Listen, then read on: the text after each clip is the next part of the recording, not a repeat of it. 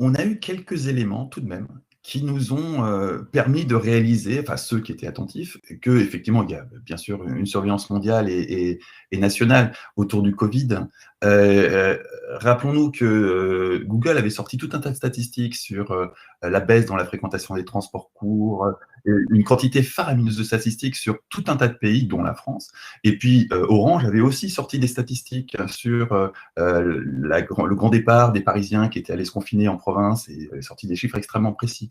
Donc on se doute bien que derrière tout ça, il y a forcément des outils pour regarder ce que font les gens. Et c'est la définition de la surveillance. Donc fondamentalement, ceux qui étaient attentifs ont bien pu voir ça. Ceux qui étaient particulièrement attentifs ont bien vu à un moment que Palantir, qui est quand même le mastodonte de cette industrie de la surveillance, se proposait aux hôpitaux publics, à l'assistance publique pour analyser leurs données. Donc là, forcément, qu'on a l'un des acteurs centraux de l'industrie de la surveillance qui se propose aux hôpitaux, on se dit bien qu'effectivement, la surveillance est impliquée. Mais évidemment, les politiques n'ont pas rebondi sur l'affaire parce que c'est vraiment pas le moment d'une prise de conscience massive des populations du fait qu'ils vivent dans un système sous surveillance et que c'est entériné, c'est là, c'est parti pour durer, et c'est totalement verrouillé, pour ainsi dire. Donc, d'un point de vue communication politique, ça me semble prudent de ne pas attirer l'attention des gens qui n'en sont pas conscients sur le fait que oui, on vit dans une société panoptique, et que ces outils peuvent servir à 1000 choses, aussi bien surveiller une épidémie que surveiller des opposants politiques ou des mouvements d'opinion. C'est là qu'on met le doigt sur un problème qui est très contemporain, qui a été soulevé d'ailleurs par le défenseur des droits sur les biais des algorithmes. On vit tous, enfin beaucoup de monde, dans un monde dans lequel l'algorithme, finalement, c'est une usine. On amène du caoutchouc et du métal en entrée, ça sort des voitures à la sortie, et finalement, les algorithmes d'hier fonctionnaient un peu comme ça. Donc, si la voiture était bancale à la sortie de l'usine, c'est qu'il y avait un problème dans l'usine, donc on allait corriger l'usine pour avoir des voitures qui marchaient correctement à la sortie. Malheureusement, le deep learning est venu complètement perturber cette belle métaphore. Parce que le deep learning, c'est absolument pas ça. C'est un algorithme qui va observer de la data et qui va commencer à essayer, si ce n'est de la comprendre, c'est un terme peut-être bien ambitieux pour du deep learning, mais en tout cas, d'arriver à saisir des occurrences, des corrélations, et au bout d'un moment, d'être en mesure de prédire ce qui va arriver par la suite. C'est comme ça qu'on vous suggère un truc à acheter sur Amazon, c'est comme ça que Facebook vous suggère un contenu à lire dans son flux d'informations, et c'est comme ça qu'une très large partie de ce qui nous entoure aujourd'hui est géré par des intelligences artificielles. Et donc, ça nous ramène sur ce retard conceptuel qu'ont nombre de politiques et une large partie de l'opinion publique qui s'imaginent qu'on est encore à l'ère du fichage. C'est-à-dire qu'on va établir des listes avec les patients atteints du Covid, et effectivement, ce serait une façon très rationnelle de faire ça. Mais le deep learning permet d'envisager tout autre chose. Facebook est parfaitement au courant de vos opinions politiques, de votre orientation sexuelle, de tout un tas de choses que vous ne lui avez jamais dites. C'est ces algorithmes qui vont être capables de déduire de votre comportement en ligne aussi bien votre orientation sexuelle que votre quotient intellectuel. Ils peuvent parfaitement déduire votre statut sérologique, et je suis totalement persuadé qu'ils sont capables de le faire pour des maladies telles que le sida, sans que la personne, évidemment, se soit déclarée aux yeux de Facebook comme atteinte du sida.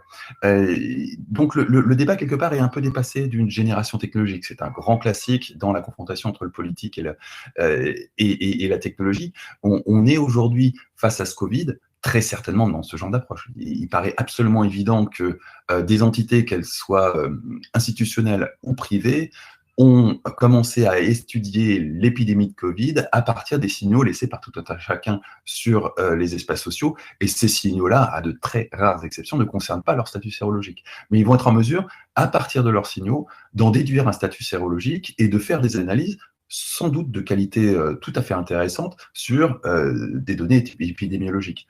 En termes concrets, avec le Covid, on a la bonne partie des États qui vont dans la direction proposée par Google et Apple, qui consiste à faire du contact tracing via Bluetooth en ayant un respect assez sérieux de la vie privée des utilisateurs. Sur le plan de l'accélération de la surveillance, pour être parfaitement honnête, je n'y crois pas du tout. Il n'y a pas d'accélération de la surveillance. Je pense que c'est quelque chose qui accélère du mieux qu'elle peut en fonction de ses contraintes techniques. Donc, ils vont aussi vite qu'ils peuvent aussi bien hier qu'aujourd'hui, l'accélération, elle est à trouver dans l'opinion publique. Ce qu'il ne faut pas perdre de vue, c'est qu'il n'y a pas une différence fondamentale entre la façon dont, en vous fréquentant plus de 15 minutes, je peux vous transmettre un virus, et la façon dont, en vous fréquentant plus de 15 minutes, je peux vous transmettre une idée. Et à partir du moment où on a des technologies qui vont permettre de tracer la façon dont les idées se propagent au sein d'une société, on va rentrer dans une nouvelle ère. Une ère radicalement différente. Quelque chose qui n'aura absolument plus rien à voir avec tout ce qu'on a pu construire ou fantasmer au XXe siècle. On va vraiment rentrer dans le XXIe siècle parce que là, on a une prise directe sur l'opinion publique et on a déjà des itérations qui nous montrent que très clairement, beaucoup de gens vont dans cette direction.